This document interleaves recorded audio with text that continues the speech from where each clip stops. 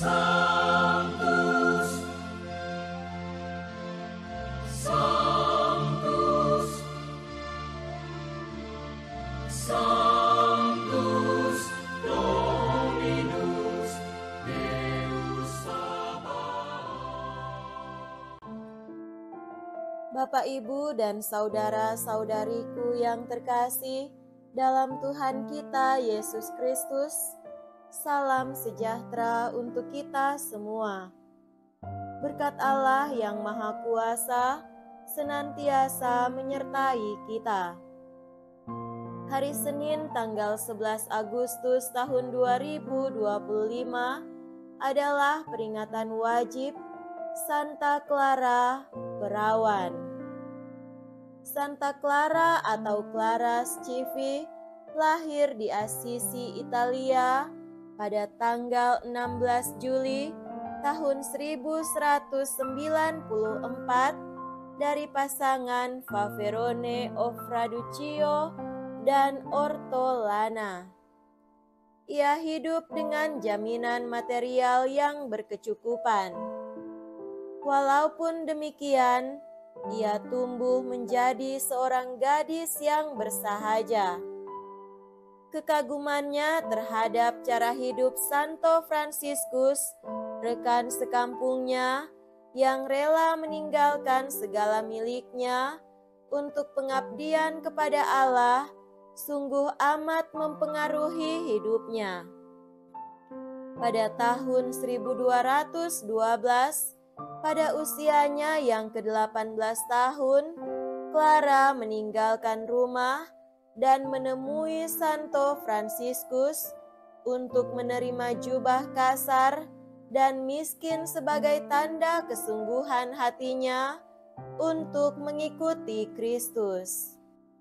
Bersama adiknya, Agnes, dan beberapa teman lain, Clara pun tinggal di dalam biara kecil San Damiano di pinggir kota Assisi. Itulah permulaan serikat suster-suster miskin atau Ordo Suster-Suster Claris.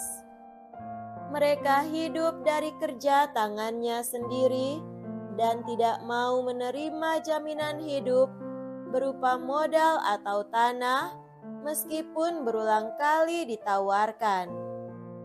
Santa Clara meninggal pada tanggal 11 Agustus tahun 1253. Cinta akan kemiskinan demi Kristus membuka hati bagi orang lain dan membuat kita kaya akan cinta kasih.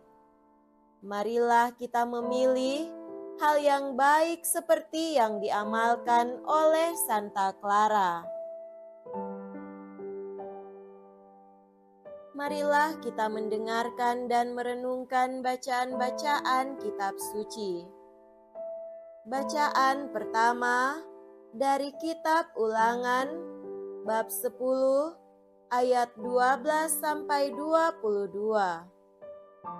Musa berkata kepada bangsa Israel, "Hai orang Israel, apakah sekarang yang dituntut oleh Tuhan Allahmu daripada kalian?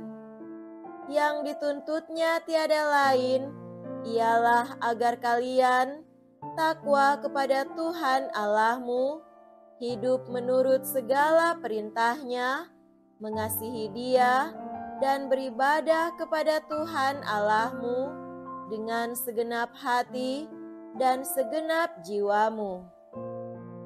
Demi kesejahteraanmu, hendaknya kalian berpegang teguh pada perintah dan ketetapan Tuhan yang kusampaikan kepadamu pada hari ini.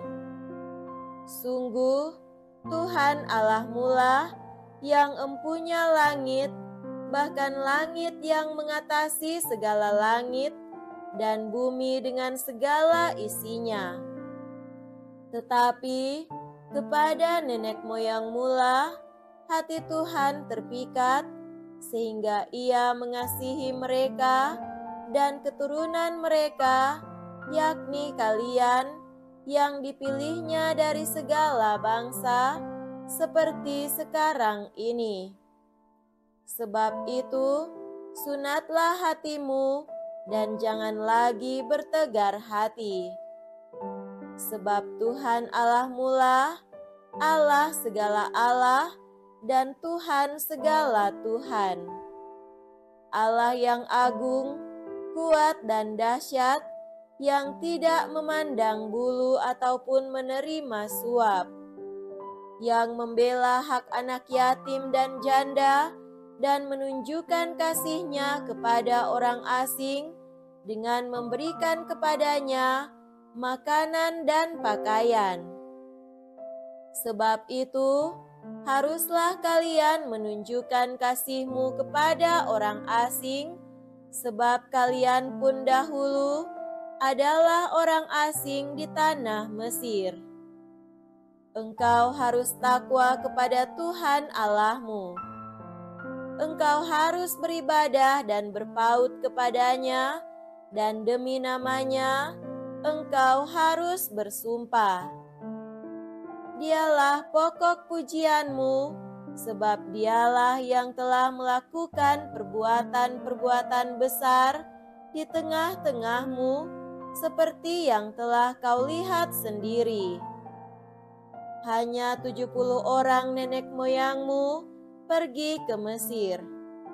Tetapi sekarang ini, Tuhan Allahmu telah membuat engkau banyak seperti bintang-bintang di langit. Demikianlah sabda Tuhan. Syukur kepada Allah. Semoga Tuhan beserta kita sekarang dan selama-lamanya. Inilah Injil suci menurut Santo Matius. Dimuliakanlah Tuhan. Injil Matius bab 17 ayat 22 sampai 27. Sekali peristiwa, Yesus bersama murid-muridnya ada di Galilea. Ia berkata kepada mereka, Anak manusia akan diserahkan ke dalam tangan manusia. Mereka akan membunuh dia, tapi pada hari ketiga ia akan dibangkitkan. Maka hati para murid itu pun sedih sekali. Ketika Yesus dan para muridnya tiba di Kapernaum, datanglah seorang pemungut pajak bait Allah kepada Petrus dan berkata, Apakah gurumu tidak membayar pajak 2 dirham? Jawab Petrus, Memang membayar. Ketika Petrus masuk rumah, Yesus mendahului dengan pertanyaan, Bagaimana pendapatmu, Simon? Dari siapa raja-raja di dunia ini memungut bea dan pajak? Dari rakyatnya atau dari orang asing? Jawab Petrus, dari orang asing. Maka kata Yesus kepadanya, Jadi bebaslah rakyatnya. Tetapi agar kita jangan menjadi batu sandungan bagi mereka, pergilah memancing ke danau. Dan ikan pertama yang kau pancing, tangkaplah dan bukalah mulutnya, maka engkau akan menemukan mata uang 4 dirham di dalamnya. Ambillah itu dan bayarlah kepada mereka, bagiku dan bagimu. Demikianlah sabda Tuhan. Terpujilah Kristus. Saudara-saudariku yang terkasih dalam Tuhan kita Yesus Kristus, tema renungan kita pada hari ini adalah persembahan diri bagi Allah. Kita bersyukur bahwa gereja memberi kepada kita, umat beriman, kesempatan untuk merayakan peringatan akan kehidupan seorang kudus yang bernama Santa Clara. Setiap kali gereja memberikan kesempatan itu, kita diajak untuk melihat model-model kehidupan dalam segala kekudusan yang bisa menjadi suri teladan bagi kita, umat beriman, agar bisa menjalankan kehidupan kita semakin hari semakin baik. Contoh kehidupan dan kesaksian kudus amatlah penting dalam kehidupan gereja dan amat bersesuaian dengan pengajaran Yesus sendiri. Lihatlah kehidupan Santa Clara. Ia sungguh-sungguh meninggalkan segalanya dan mempersembahkan hidupnya dalam segala kemurnian dan ketulusan kepada Allah untuk hidup miskin dalam ordo para suster Klaris. Tidak mudah bagi seseorang, apalagi yang masih muda, untuk meninggalkan segalanya dan mengikuti Yesus, dan lebih serius lagi atas cara miskin dan sederhana. Namun itu dilakukan oleh Santa Clara. Komitmennya yang tinggi untuk mengikuti Yesus memang tak terbendung. Tentu itu menunjukkan bahwa dirinya adalah seseorang yang sungguh-sungguh mempersiapkan diri dan mempersembahkan diri kepada Allah dengan sepenuh hati. Saudara terkasih, Santa Clara sungguh telah mengikuti pengajaran Yesus yang berkata, "Setiap orang yang demi namaku meninggalkan rumahnya, saudaranya laki-laki atau saudaranya perempuan, bapak atau ibunya, anak-anak atau ladangnya, akan menerima kembali 100 kali lipat dan akan memperoleh hidup yang kekal."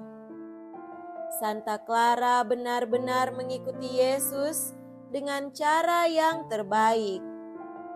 Ia sungguh telah meninggalkan kesenangan dunia ini untuk menikmati hidup yang dipersembahkan bagi Allah.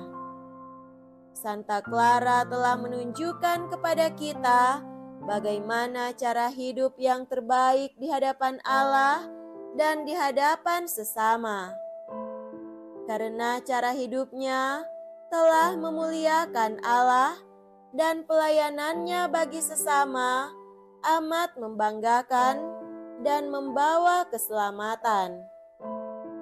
Marilah kita meneladani kehidupan Santa Clara yang penuh komitmen terhadap panggilannya untuk mengikuti Kristus. Kita diajak untuk memiliki komitmen yang tinggi dalam mempersembahkan diri kita kepada Allah lewat melaksanakan tugas dan tanggung jawab kita dengan penuh kasih dan kesetiaan lewat menunjukkan kasih kita yang begitu dalam bagi sesama kita dalam hidup, tugas, dan pekerjaan kita. Semoga demikian. Amin. Dalam nama Bapa dan Putra dan Roh Kudus. Amin.